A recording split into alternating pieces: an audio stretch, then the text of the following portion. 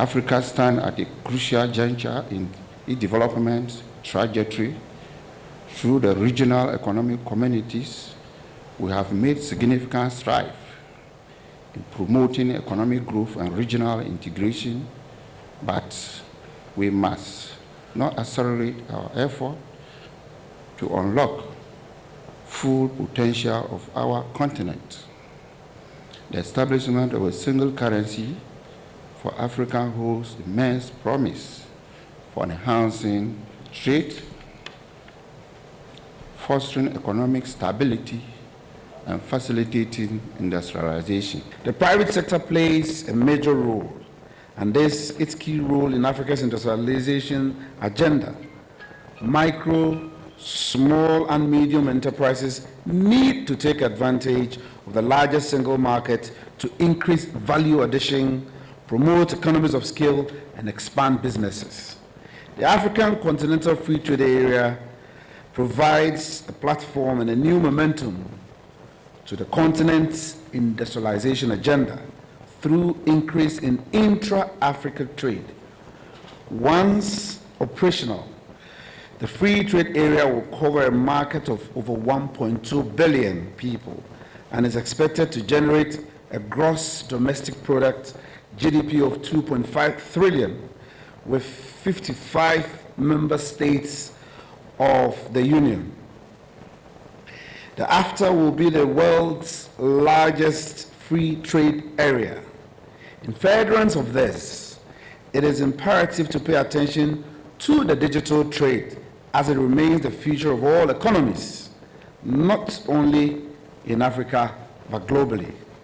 So it's important we understand that so long as we continue to rely on this borrowing and others, I'm not talking about Ghana, talking about the economy as a whole, because we have debt challenges. we have challenges that will make it difficult for us to attain this stability and converge at any point in time.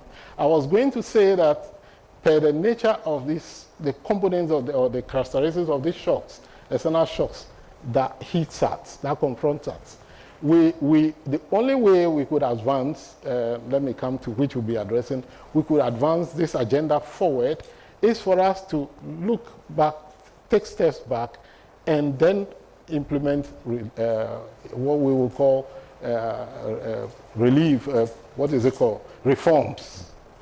reforms, which will help us build resilience and stability, and other measures that will help us accumulate reserves, have good fiscal frameworks in place, so we could have some... Before I respond to that question, I would like also to point out that in addition to what you have said regarding the macroeconomic convergence criteria, before we come to the Continental Central Bank, so we have come together with the African Central Bank and the REX, which are regional economic communities.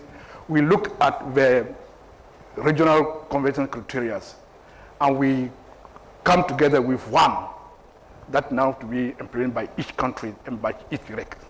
So we have now 8 convergence criteria, 4 at the primary level and 4 at the secondary level. So 8 convergence criteria. Yes. And please, can you list what they are? Do you know them off? No, no. So do a Google search. Let's see if we can find but I can share the document with you. We have just been approved last year, 2022, by the head of state and government. So we was called to work with REX and the Africans and the central bank governor to monitor and prepare a report every year that will be tabled to the head of state and government each year to adopt, to see the performance of each country. So, and our strategy, joint strategy for REX and the central bank, the strategy also said that at some point, we need to also have the regional central banks. So we'll have ECOWAS central bank, SADC central bank, East African Community central bank. They have their own currency. First, before we have a continental central bank, which will be 2024. Do you still? It's about the willpower. Why would Nigeria import salt from Brazil and not import from Ghana? Tell me why. Are you saying a president cannot convince the Nigerian president? I mean, since in the 80s, that, Jack, buy my salt. This is simple. If you cannot do just this, how are we going to have a common currency? Thank you. Wow. It's really unfortunate. It's really unfortunate. The room, please. The room. A lot of resources have been put in place to ensure that Africa trade with itself. And I'm hearing that we are creating barriers to trade. Why are we negotiating this particular agreement? I'm not talking about trade with a third party, but I'm talking about trade between Ghana and Cote d'Ivoire.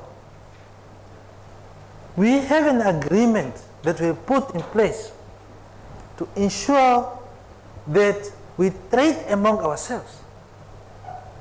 I want to see Ghana developing. It will be to the advantage of Namibia. I want to see Cote d'Ivoire developing. I want to see Senegal developing. Africa should not compete with itself, but Africa should be able to complement itself. And if we don't get this message across, we will be not united, we will not be able to industrialize, we are not going to go anywhere. We must once again ensure that Africa should start trading with itself, and these barriers to trade must be eliminated. The African Continental Free Trade Area have ensured that there are programs in place to monitor. And we have a dispute settlement mechanism in place to ensure that your goods, your cement cannot stay there for 28 days. The cost of trading is going to be high. You become uncompetitive. And the third party will then, it's going to be easier for somebody who's very far from Africa